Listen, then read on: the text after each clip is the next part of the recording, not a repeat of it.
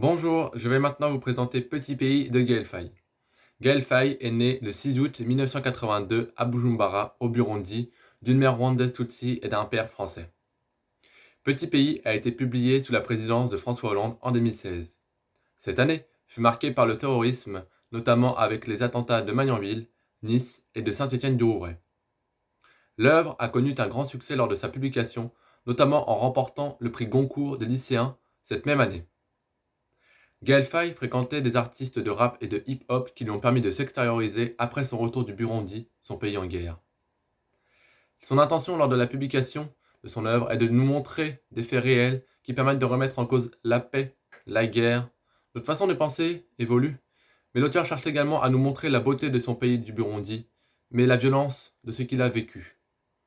Ce qui m'a intéressé dans ce contexte est la montée de la violence qui se fait de manière progressive dans le livre et la recherche identitaire, c'est-à-dire le fait qu'il est tout petit, métis, et qu'il a beaucoup de traits attrayants dont il ne se rend pas compte. Ce livre est composé de 31 chapitres répartis en 218 pages. On part de l'enfance, de l'identité de ce dernier, pour arriver à la violence. C'est un livre sur l'enfance perdue, c'est-à-dire qu'il nous montre sa nostalgie quand ce dernier était enfant, le divorce de ses parents, la quête identitaire.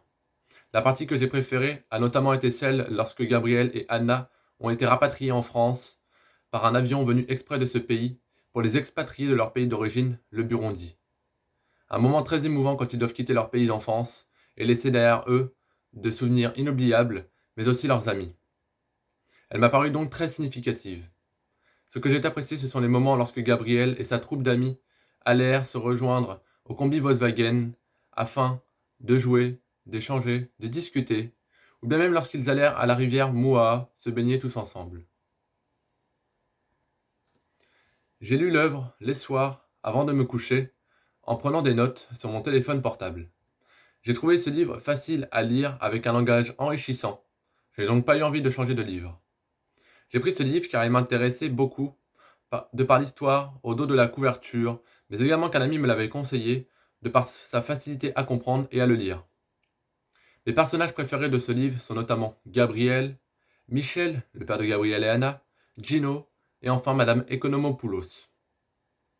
Mes passages préférés sont lorsque Gabriel reçoit un BMX à son Noël 1992 par son père, ou bien même lorsque Madame Economopoulos prêta des livres à Gabriel afin qu'il puisse les lire les soirs avant de s'endormir.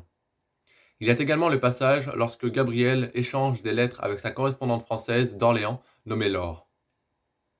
Je me suis posé des questions telles que comment Gabriel a-t-il fait pour voir les corps des enfants de la tante Sébi décédés lors des fusillades, ou bien même comment Gino et Gabriel ont-ils fait pour survivre à l'étouffement fait par Francis à eux deux dans la rivière Moua. J'ai fait quelques recherches, notamment sur les personnes que fréquente l'auteur, mais également sur son intention lors de la publication de son œuvre. Merci à vous de votre écoute, bonne journée, au revoir.